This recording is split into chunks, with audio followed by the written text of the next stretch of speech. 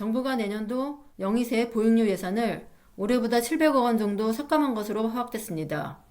교육부가 인상을 요청했음에도 재정당국이 반영하지 않은 겁니다.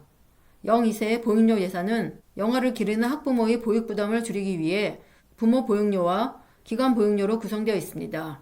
국회 예산정책처가 최근 발간한 2025년도 예산안 분석 보고서에 따르면 내년도 영희세 보육료 예산이 2조 8,926억 원으로 올해보다 683억이 삭감된 것으로 나타났습니다.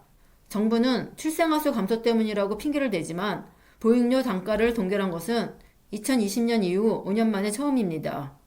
그간 정부는 매년 단가를 높여왔습니다. 2020년부터 23년까지는 3%, 2024년에는 5% 단가를 높여왔습니다. 왜냐하면 보육료에 민간과 가정어린이집 인건비와 급간식비 등이 포함되어서 최저임금과 물가 상승을 반영할 필요가 있기 때문입니다. 만약 전년도와 각계 보육료 단가를 5% 높이면 내년도 예산은 1,374억 원이 더 증가해야 합니다. 거기다가 장애아 보육료와 영아반 인센티브를 합치면 1,656억 원이 더 증가해야 합니다. 사실 매년 보육료 단가를 높여왔음에도 수요를 쫓아가지 못하는 상황입니다. 즉 정부는 2020년에 167억 원, 2021년에 158억 원, 2022년에 1296억 원, 2023년에 1703억 원을 지급하지 못했습니다. 그러니까 예산을 늘려도 모자랄 판에 지금 예산을 줄이고 있는 겁니다. 그래서 국회 예산정책처는 과소추계라고 지적했습니다. 예산을 너무 적게 잡았다는 거죠. 교육부 관계자는 최소한 물가 인상 부분만큼은 반영해야 하는데 정부 예산 심의 과정에서 반영되지 않았다면서 올해 초부터 5% 인상을 요구했는데도 반영되지 않았다고 말했습니다. 그러면서 물가 인상 부분만큼은 국회 예산 심의 과정에서 반영될 수 있도록 노력하고 있다고 해명했습니다. 이렇게 보육료 예산이 깎인 것에 더해서 만 5세 무상교육 관련 예산도 내년 예산에 반영되지 않았습니다. 교육부가 유보통합 핵심 과제 중 하나로 만 5세 무상교육을 추진하겠다고 발표했음에도 내년 예산안에는 반영하지 않은 겁니다. 교육부는 올 6월에 유보통합 실행계획을 발표하면서 내년에는 만 5세, 2026년에는 만 4세, 2027년에는 만 3세 무상교육을 도입하겠다고 공언한 바 있습니다.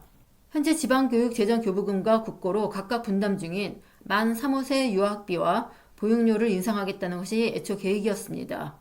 그런데 정부는 내년도 예산안에서 만 3, 5세 유아학비와 보육료에 총 3조 1,025억 원을 편성해서 올해보다 무려 1,086억 원을 삭감했습니다.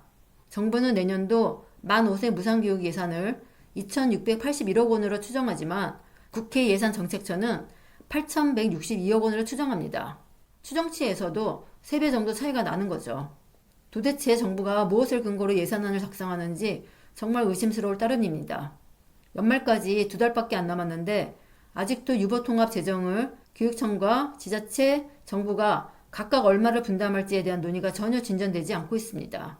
그래서 28일에 전국 17개 시도교육감 협의회가 유보통합 이후 지자체의 기존 보육예산 이관이 필요하다고 재차 촉구했습니다. 시도교육감 협의회는 정부의 누적된 세수 감소로 교육재정이 최악의 상황임을 알리고 지자체의 보육예산 이관과 담배 소비세분 지방소비세를 최소 3년 연장해달라고 촉구했습니다. 교육감 협의회는 시도교육청 예산에 여유가 있다는 언론의 말은 현실과 다르다는 점을 강조했습니다. 시도교육청은 올해 대규모 세수펑크로 교육재정 결손 액수가 무려 5조 5천억 원이라고 말했습니다. 17곳의 교육청 중에서 13곳이 사업을 통폐합하거나 아직 자금을 집행하지 않은 사업을 중단하는 상황입니다. 행사성 경비는 반으로 줄이고 교직원 9개 연수는 전액 삭감하고 리모델링과 같은 교육환경 개선 시설 사업도 신규 편성을 금하고 학교 운영비는 동결하고 있습니다. 학생의 안전과 건강 복지를 위해 필요한 내진 보강, 성면 제거, 장애학생 편의시설 설치, 기초학력 부진 학생 지도, 보육교실 지원 등의 사업을 축소해야 하는 상황입니다.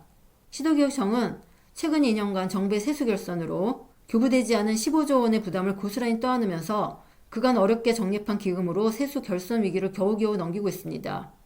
일부 시도교육청은 당장 지방채 발행까지 검토해야 하는 심각한 재정 위기에 직면해 있습니다. 이 와중에 고기업 무상교육과 담배 소비세분 지방교육세 관련 규정이 올해 12월 31일로 일몰될 예정입니다. 고기업 무상교육 일몰로 연 1조 원, 학교 용지 부담금으로 연간 2천억 원 등의 세입 감소가 누적되면서 시도교육청이 보유한 기금 적립액은 2026년 이후에 고갈될 전망입니다. 그래서 시도교육감 협의회가 일몰 기한 연장을 촉구하는 겁니다. 협의회는 시도교육청의 주요 세입 재원인 담배 소비세분 지방교육세를 2027년까지 최소 3년 연장한 다음에 2028년부터 단계적으로 축소하되 별도의 국고 지원을 포함하는 대책을 마련하라고 국회와 정부에 강력히 촉구했습니다. 지금 세수 펑크로 문제가 되는 분야가 한두 곳이 아닙니다. 세수 펑크의 근본적 이유가 부자 감세인 만큼 정부는 감세 정책을 당장 철회하는 등 세수 부족 문제를 해결하는 대책을 마련해야 합니다. 올해가 2달밖에 남지 않은 상황에서 정부는 정신을 차리고 시급히 교육 재정에 대한 대책을 마련해야 합니다.